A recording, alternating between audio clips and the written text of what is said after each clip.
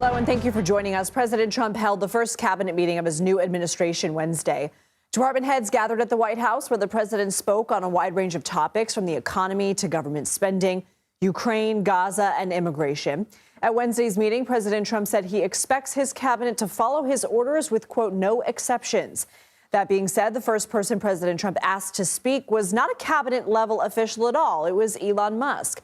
Musk and the president spoke about efforts to reduce the size of the government via the Department of Government Efficiency, or DOGE. The overall goal here with the DOGE team is to help address the enormous deficit. We simply cannot sustain, as a country, $2 trillion deficits. Is anybody unhappy with Elon?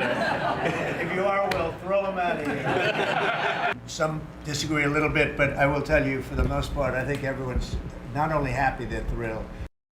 Efforts to downsize the government have included mass layoffs across departments, and that soon could kick into overdrive. A memo sent Wednesday from the offices that oversee budget and personnel urges federal agencies to prepare for, quote, large-scale reductions in force, end quote.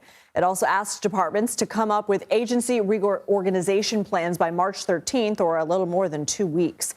CBS News White House reporter Olivia Rinaldi joins us now. Olivia, what does it say that Elon Musk spoke before any of the other cabinet secretaries? And did he or the president clarify the confusion or address criticism surrounding these cuts?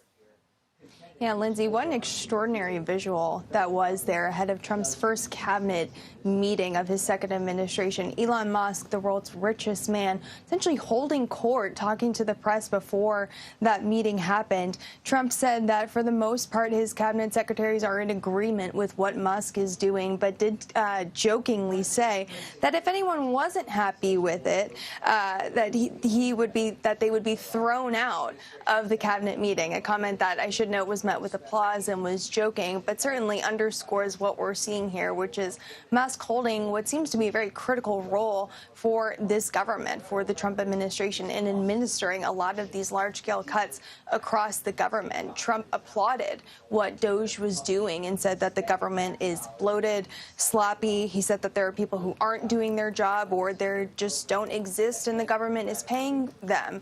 Now, we've asked the White House to clarify exactly what evidence they have that there are people who don't exist or are dead that still work for the federal government and are being paid.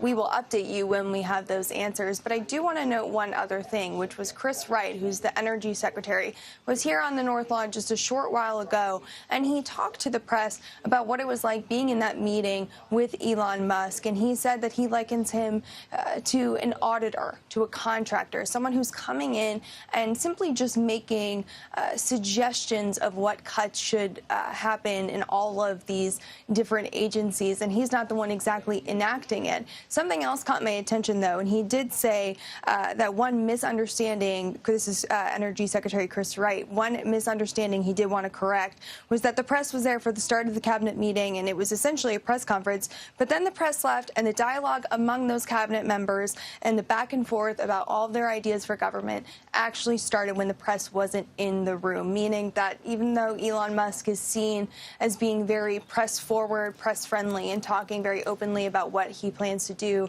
as leader of DOGE, these cabinet secretaries still are the ones in charge of their agencies and still certainly having those conversations about the cuts that Elon is talking about and what their impact will be on all levels of the federal government, Lindsay. And Olivia, President Trump confirmed Ukrainian President Volodymyr Zelensky will visit the White House Friday to sign a rare minerals deal. They are also, of course, expected to discuss the conflict with Russia. What did we hear from the president on those efforts to end the war? Yeah, this is news. So Ukrainian President Zelensky will be here on Friday, and he will meet with President Trump to sign that critical minerals deal. It appears that Trump is really getting what he wants out of this deal, which means that he's getting access to these rare earth minerals out of Ukraine that they are blessed with an abundance of.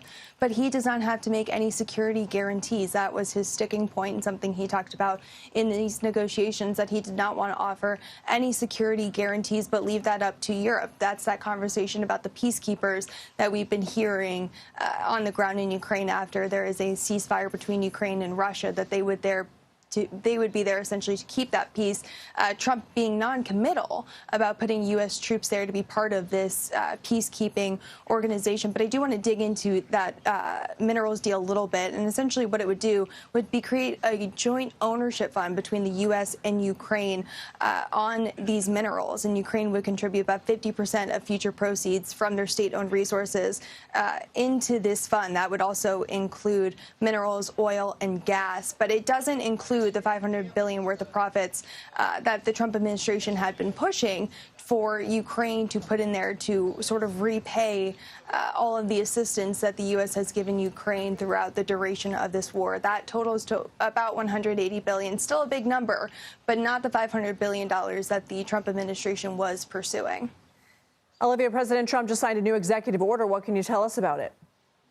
Yeah, this happened just a short while ago. Essentially what this does is pause all federal contracts for right now, just to give you a little sense of what we're reading through on this very long executive order that he just signed. It would implement a new technology for tracking all payments to and from contractors and give DOJ immediate access to review these existing contracts and either modify them or terminate them. This is on a 30-day pause right now for them to review all these contracts. And I should also note what's being paused is government travel, so federal employee travel, but also federal employee government credit cards are in a 30-day pause. So kind of a blanket pause on all spending outside of any federal contracts or with any federal contracts, so DOJ and Elon Musk can review them. Olivia Rinaldi, thank you.